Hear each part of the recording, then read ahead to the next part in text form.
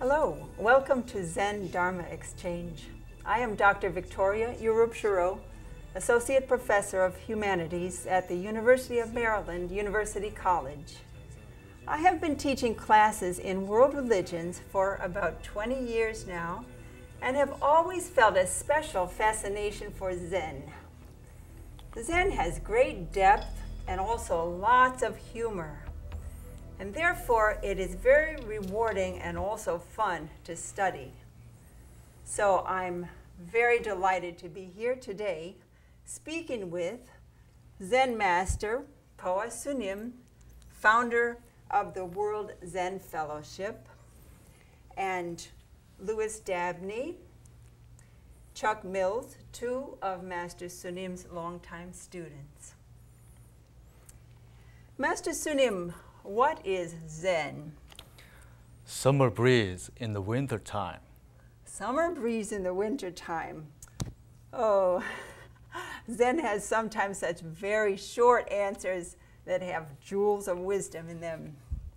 Thank you. You're welcome. Now, Louis, how did you meet with Master Sunim? Well, I came across Sunim through a very dear friend of mine, a guy named Tim, and he was a really interesting fellow. He was a clown and a teacher and a student of religious studies like I was a long time ago in college. And he, unlike myself, I tend to be sort of a believer and kind of nostalgic and sympathetic. Tim was very sort of disciplined, and he didn't believe things lightly. And so I was very surprised to hear that he was studying with anybody, much less a Zen master. So it was a real surprise for me. And he was battling a very deadly form of melanoma, ocular melanoma. So it's sort of skin cancer of the eye. And it spread all throughout him and usually kills people very quickly. He was probably the longest living guy ever with this disease. He just fought and fought and fought and fought. And throughout that process, in the hospital and stuff, throughout my friend's dying process, I kept bumping into Sunim. And he just, had total compassion, total presence, totally committed to my friend, and was very playful. He'd bring sushi and chocolate and stuff like that. So just because of his real sort of authentic dignity and compassion, and I just thought, wow, who is this guy? Because I've always sort of been interested in and how people deal with profound meanings in life and death, and how different people talk about these things. So I've always paid attention, but this was, Sunim has said Zen is very living, and there's no artifice when people are on the verge of life and death and fighting. And so just seeing his presence there, it just I thought, wow, this guy's really something. I want to. And it was really cool hanging out in the intensive care unit, and Sunim would come charging in with his robes on and stuff like that, and just be hanging out. And so it was pretty cool. So that's how I got to meet him. Wow. So then you obviously decided to start practicing yourself. But how long have you been practicing Zen now? Well, I'd say probably seriously for about 1.5 years, a little longer. I went by having met Sunim through my friend Tim, probably about 3 years ago, and just Sunim doesn't have any signs on his door, and he doesn't really advertise or anything. He's just, people find him.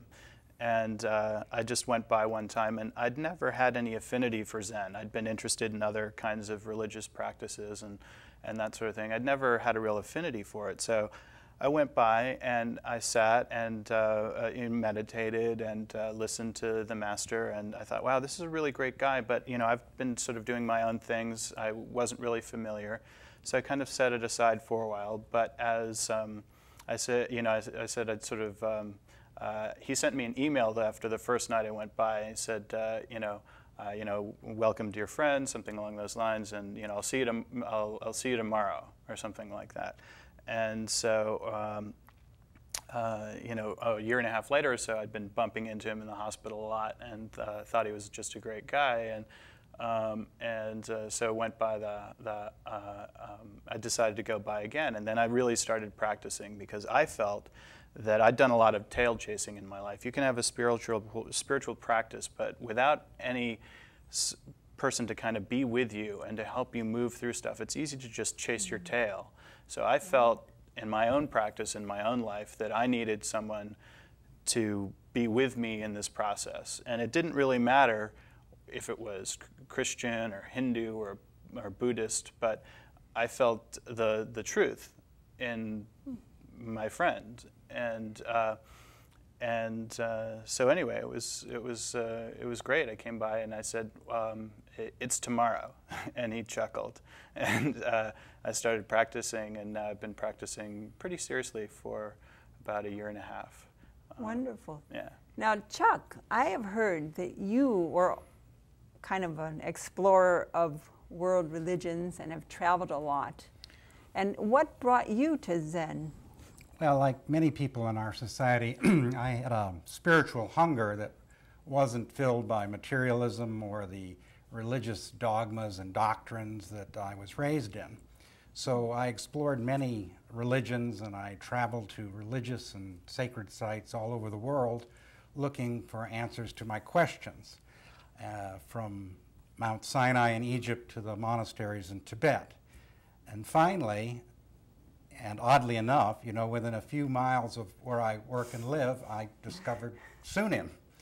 And, you know, since studying with him, I've gotten answers. And Zen has shown me how to access an inner center of clarity and power and spiritual purpose. There's a Zen saying that before enlightenment there is chopping of wood and carrying of water, and after enlightenment there is chopping of wood and carrying of water. But what a difference. And the Zen teacher shows us how we ourselves can find that difference. And Sunim is a truly remarkable teacher. He leads with great humility from a centered place of personal integrity, and he's teaching us how to do the same thing. And I have found, since studying with him over the course of the last 3 years, that it's been not only inspirational but transformational. Wow. So I see that there's something about a spiritual teacher that's really key to Zen practice. So I wonder, Master Sunim, do you have a spiritual teacher yourself? Yes, I have. My master is Venerable Mo Vong, and he is a 78th Dharma successor all the way up to the Buddha. Now, Master Sunim, could you share with us some experience that you have had that was very meaningful, an experience you've had with your teacher? Yes.